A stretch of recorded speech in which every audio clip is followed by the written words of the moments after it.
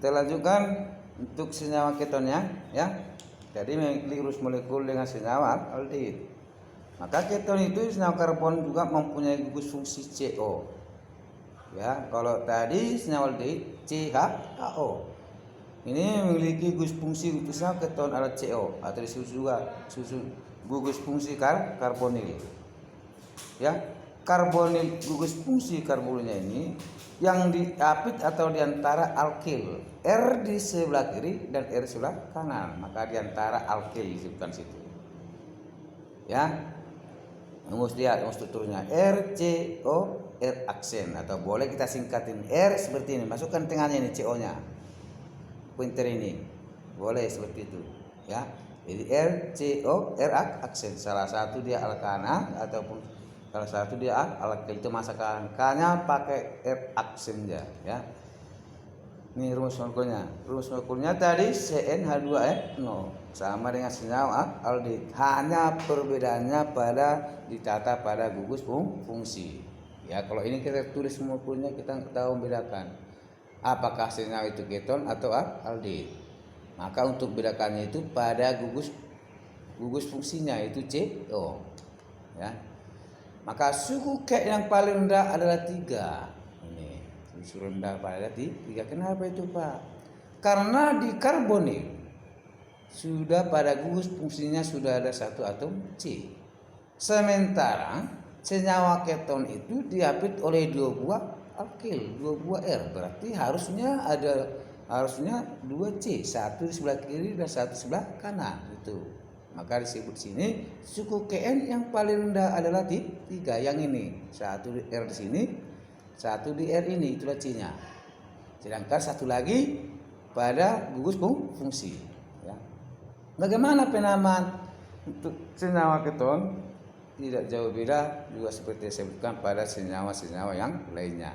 Lihat, pertama, pada penamaan tripal atau lazim atau nama dagang atau nama pasarannya. Boleh ya, ini menyebutkan nama alkil yang mengapit gugus fungsi CO atau gugus karbonil, kemudian diikuti oleh kata keton. Misalnya di sini R-nya CH3, di sini CH3, itulah alkilnya. Yang tengahnya inilah disebut sebagai keton. Maka sebutkan nama alkilnya ini, baru sebutkan juga nama keton. Ya, contoh, ya. Ini, lihat ini CO gugusnya. Di sebelah kiri C ini ada CH3, itulah R-nya. Sebelah kanan juga ada CH3, itu R-nya. Ya. Maka kita lakukan yang atas lagi. Menyebutkan gugus alkil dengan mengikuti urutan abjad. Ya, tidak juga urutan abjad. Jika 2 gugus yang sama maka dipilih awalan di, seperti ini. Sebelah kiri kan sama dengan sebelah kanan. Itu kan sama, ya. Jadi ini apa namanya? Contohnya tadi ini dimetil keton. Tadi menyebutkan alkil, berarti metil keton. Metil itu sama, maka kita awali dengan kata di menjadi di metil keton. Ya. Kalau dulu ini disebutkan namanya metil ini, tapi ada semakin rapat oleh UPAK memperjelas, maka disebutkan sekarang ini menjadi di metil, itu sama ya. Contoh lain, lihat ini. Yang pertama sekali lihat gugus fungsinya, gugus karbonilnya. Kemudian amati di sebelah kiri R dan R sebelah kanan. Di sebelah kiri CH3, di sebelah kanan C2H5. CH di sebelah kiri namanya metil, di sebelah kanan namanya etil. Mana yang duluan? Lihat atas. Menyebutkan gugus alkil dengan mengikuti urutan abjad. Metil, etil, mana duluan? Abjadnya. Yang duluan adalah etil. Maka namanya etil metil keton. Yang mana ketonnya, Pak? Yang tengah. Yang mana etilnya? Ini C25. Yang mana metilnya? Ini C3. Maka namanya etil metil keton. Ini yang punya. Untuk penamaan UPA ini selalu saya sebutkan, nama UPA ini yang sama. Di mana-mana pun akan sama penamaannya polanya. Kalau yang ini di atas tadi enggak, nama lazim tripal. Karena kadang sesuai dengan kesuka atau kesenangan orang menyebutkan namanya. Kalau UPA tidak boleh, sudah perjanjiannya ya. Nih. Dari alkana iran A diganti dengan on itu menjadi alkanon. Nih. Keton on. Ya. Jadi keton on. Dari mana itu onnya? Lihat alkana A ini. A gantikan dengan on. Maka alkanon, ya. Itu nama ipaknya. Contoh lihat strukturnya. Tadi dimetil ke keton ini. Struktur ini menjadi nama ipaknya propanon. Ada berapa C-nya? Langsung hitung. Jadi kita nggak melihat lagi gugus fungsinya, langsung atom C-nya hitung. Ada berapa? 3, nah kan namanya propanon. Kalau tadi enggak, beda sebelah kiri sebelah kanan, ya. Nampak nama ketonnya sana. Lihat ini juga berapa atom C-nya sini? 1, 2 tambah 2 4. Kalau 4 namanya butana. A akhiran diganti dengan on menjadi butanon. Jelas kan? Lanjut. Itu pada penyebutan nama tadi jika tidak rantai induk tidak memiliki cabang-cabang alkil. Bagaimana dia tidak memiliki cabang alkil? Contoh alkilnya lihat. Nama senyawa alkanon dengan rantai cabang ini. Maka pertama, rantai induk mengandung gugus fungsi karbonil atau CO yang diberi nama alkanon. Ini bersama penamanya pada senyawa alkohol. Boleh kamu ulangi. Hanya gantikan ini dengan untuk senyawa alkanon, ya. Itu rantai panjang. Saya ulang. Pertama, rantai induk mengandung gugus fungsi karbonil dan diberi nama alkanon. Hitung atom C-nya semua berapa, itulah nama alkanonnya. Kemudian kedua, memberikan nomor karbon atau nomor paling kecil sehingga nomor gugus CO merupakan nomor paling kecil. Perhitungan dari setiap ujung alkil, ya, dari sebelah kiri atau sebelah kanan atau dari atas ataupun dari bawah. Tetapi yang perlu kamu amati bahwa CO itu adalah nomor paling kecil, sama kayak sama alkohol, OH paling kecil, nggak ada beda kan? Kemudian letak atau gugus fungsi dinyatakan dengan awalan angka, nomor gugus fungsinya maksudnya, ya. Angka pada nama rantai induk. Misalnya rantai induknya keton A, nama pentanon.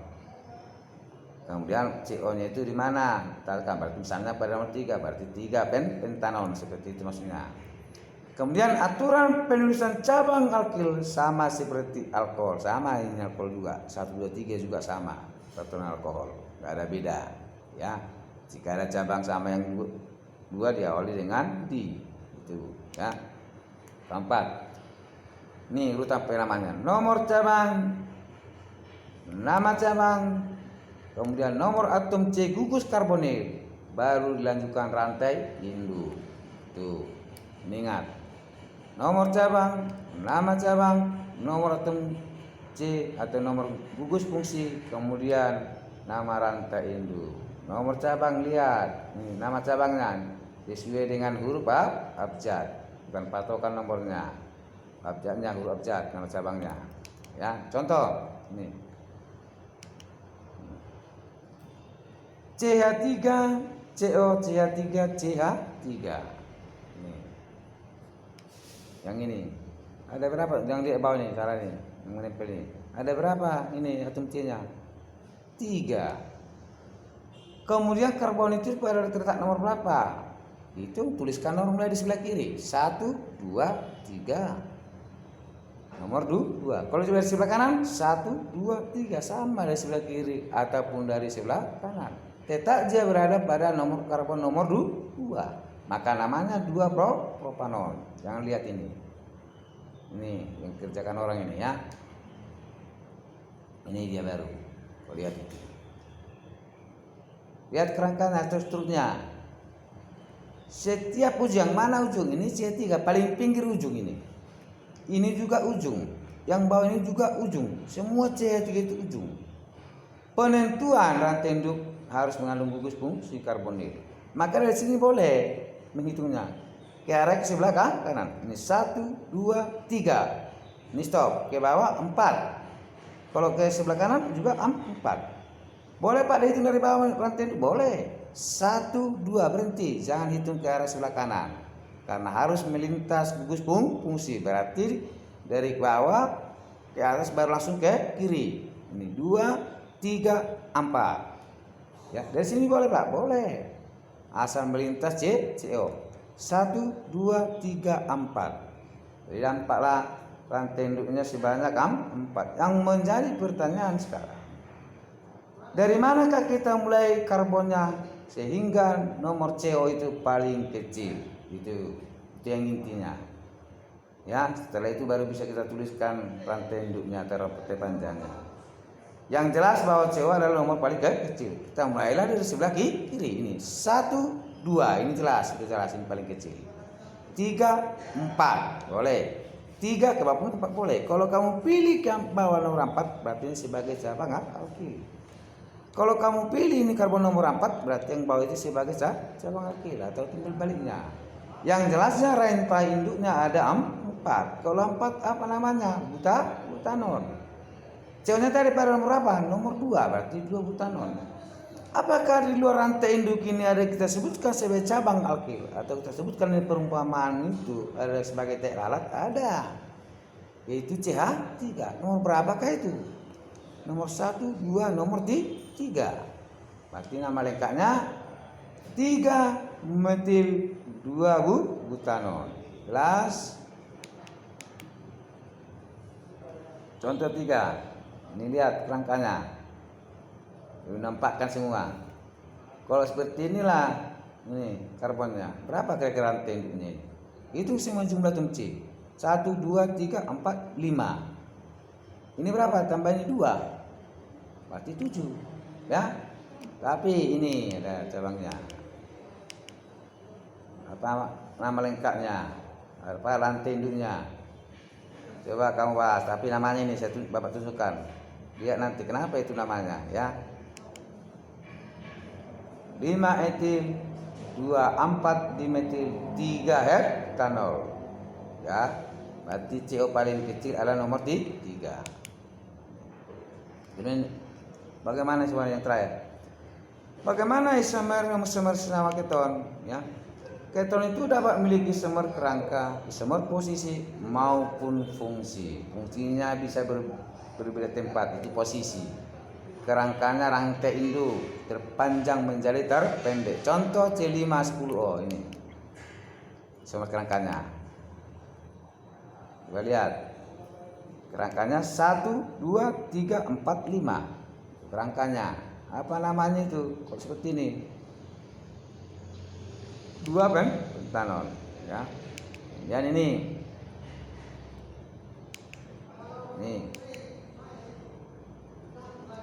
Ini isomer kerangkanya juga 1, 2, 3, 4, 5. 3 metil 2 butanol. Isomer posisi ini contoh dari C510O. 2 pentanol berubah menjadi ke nomor 3 pentanol. Ini posisi. Ya, itu posisinya. Kemudian isomer fungsi. Ini CO-nya, isomer fungsi dari isomer fungsi senyawa antara senyawa aldehid dan keton, ya. Aldehid dan keton memiliki rumus molekul sama, tetapi gugus fungsi yang berbeda. Apa yang sama gugus fungsinya? Senyawa apa yang memiliki gugus fungsinya antara aldehid dan keton? Itu gugus fungsinya. Jangan kegabungkan dengan alkohol dengan eter, sudah beda karena rumus molekulnya pun beda. Contoh C3H6O. Kalau terdapat seperti ini rumus kimianya atau rumus molekulnya C3H6O, kita tidak mengetahui dari rumus kimianya ini senyawa itu aldehid ataupun keton. Maka untuk mengetahui ini termasukkah senyawa aldehid atau termasukkah senyawa keton, pertandanya adalah pada gugus fungsi.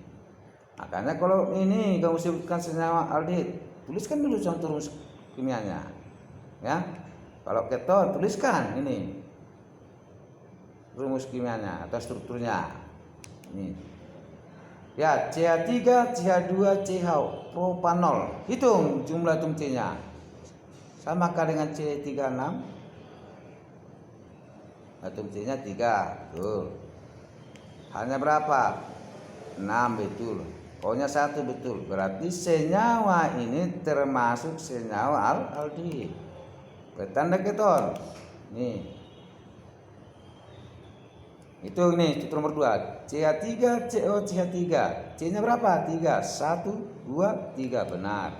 Hanya 6. 3 tambah 3 6 benar. O-nya berapa? 1. Berarti senyawa itu termasuk senyawa keton, atau lebih tepatnya pada struktur yang kita tuliskan pada 2 propanon, ya.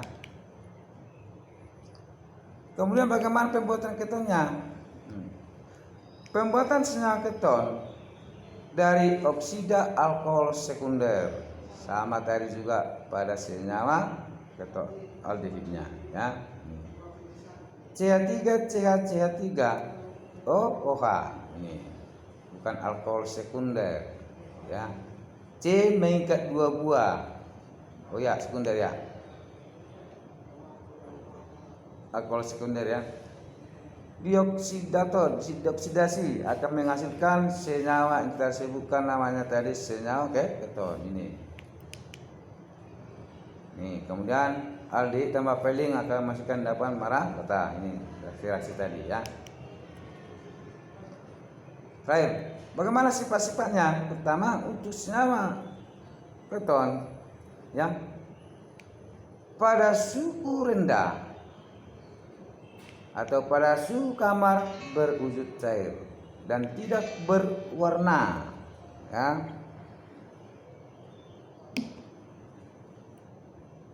Suhu yang lebih tinggi sukar larut dalam air, ya.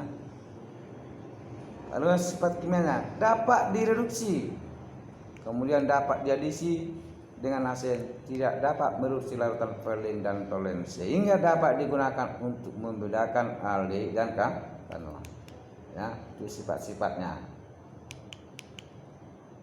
Kegunaan senyawa keton nih, lihat.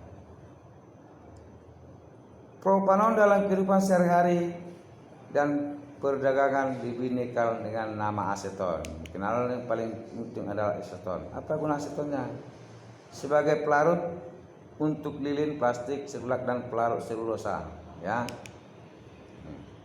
Dan juga dapat digunakan untuk pembersih pewarna kuku atau kutek, ya. Atau bahan pembuatan parfum. Yang terakhir, lihat latihan 55. Kerjakan dan kita lanjutkan minggu depan.